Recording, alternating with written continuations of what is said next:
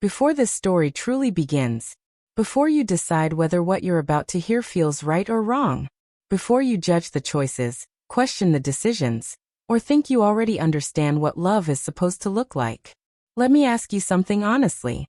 Have you ever felt completely alone while sitting right next to the person you married? Not after a fight, not during a breakup, but in silence, in routine, in the quiet moments where nothing is technically wrong, yet everything inside you feels empty. If stories about real emotions, about painful silences, about difficult decisions, and uncomfortable truths speak to you, then pause for just 1 second and subscribe to this channel right now, because this channel isn't about fairy tales. It isn't about perfect relationships or easy answers. These stories are mirrors. They reflect parts of ourselves we don't always want to face. And I need you to stay until the very end, because what this story is actually about is not what the title makes you expect. The real meaning reveals itself slowly, quietly, just like loneliness does. Now, let me begin. My name is Lucy Anderson. When this story truly began, I was 33 years old, living in a small, slow-moving town in Michigan. The kind of town where nothing ever feels urgent, where time seems to stretch instead of rush. People wave at each other even when they don't know one another. The grocery store cashier remembers your name, your favorite brand of cereal, and asks about your parents. Seasons arrive exactly when you expect them to. No surprises, no chaos, no sudden changes. From the outside, my life fit perfectly into that rhythm. I worked as a high school guidance counselor. Every weekday, teenagers sat across from me in a small office painted in calming beige tones. They came in carrying anxiety, heartbreak, fear of the future, confusion about who they were supposed to become. They talked about loneliness. They talked about feeling invisible. They talked about being surrounded by people and still feeling empty. I listened. I nodded. I validated their feelings. I helped them put words to emotions they didn't yet know how to name. What none of them knew, what I never said out loud, was that after they left my office, after the door clicked shut behind them, I often stayed seated for a few extra minutes, staring at the wall, feeling the exact same things I had just helped them process. From the outside, my life looked stable, comfortable, even enviable. I had a respectable career, a warm, quiet home, and a husband I had been married to for 9 years. No public arguments, no scandals, no dramatic social media posts, no slammed doors or raised voices. People used to say it all the time. You're lucky, Lucy. You have such a peaceful marriage. And they weren't wrong. But what no one ever tells you is this: peace and happiness are not the same thing. My husband's name is Mark Anderson. Mark worked in technology mostly from home. He was intelligent, reliable, methodical, the kind of man who paid bills on time and fixed things without being asked. He wasn't cruel. He wasn't unkind. He simply lived inside himself. Mark believed silence prevented conflict. He believed that if problems weren't spoken out loud, they would eventually disappear on their own. If something wasn't discussed, then it wasn't real. And for a long time, I believed that too.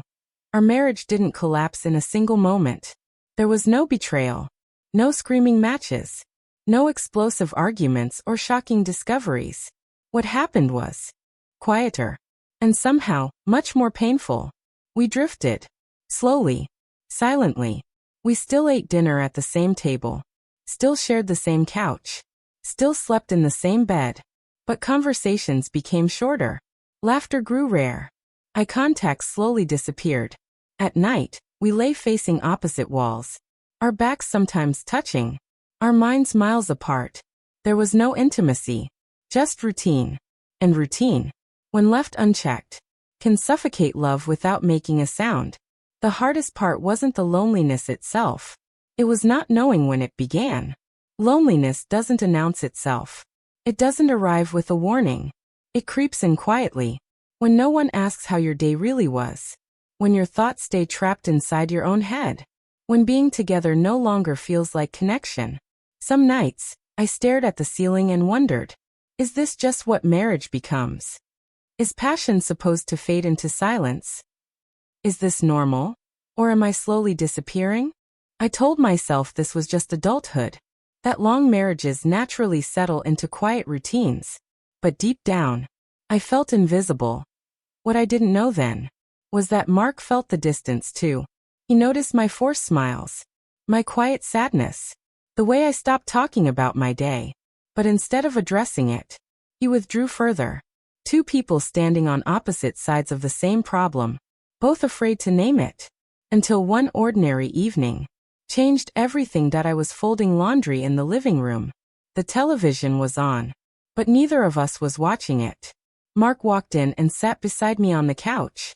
No phone, no laptop, no distractions, just silence. When I looked at him, I saw something unfamiliar in his eyes. Vulnerability. Lucy, he said quietly, I've been thinking a lot. My hands froze mid-fold. About what? I asked. He took a slow breath. About us. That single word felt heavier than it should have. I know you're unhappy, he continued. And I know I haven't been able to reach you the way I used to. For a moment, I couldn't speak. This was the first time he had ever said it out loud. You're right, I finally admitted. I don't know when it happened, but something between us is missing. What he said next shocked me. I want to try something different. Different how? I asked. He hesitated. I've been reading, he said slowly, about how some couples search for clarity. Not cheating, not betrayal, just understanding. My heart started pounding. Say it clearly, I said. He looked down. I want you to meet someone. Just once. Someone I choose. My chest tightened. I'll be there, he added quickly. Not involved. Just present. I want to understand what you're missing. At first I laughed. Then I cried. It sounded insane. Painful. Wrong. But beneath my anger was something far more dangerous. Hope. Hope that this might finally force honesty. A week later, Mark handed me a small piece of paper. A name. A time. His name is Ethan, he said softly. He understands the boundaries. The cafe was quiet. Dim Lily. Safe. Ethan wasn't extraordinary at first glance. But he was present. He asked questions. He listened. He didn't interrupt. For the first time in years, I felt heard. I laughed more in that 1 hour than I had in months. And when I left, guilt followed me home. That night, I didn't feel excitement. I felt grief. Because the ache wasn't about Ethan. It was about everything I had been missing in my own marriage. The next morning, I sat across from Mark. I don't want this again, I said. He nodded. Neither do I. And for the first time in years, we talked. Honestly.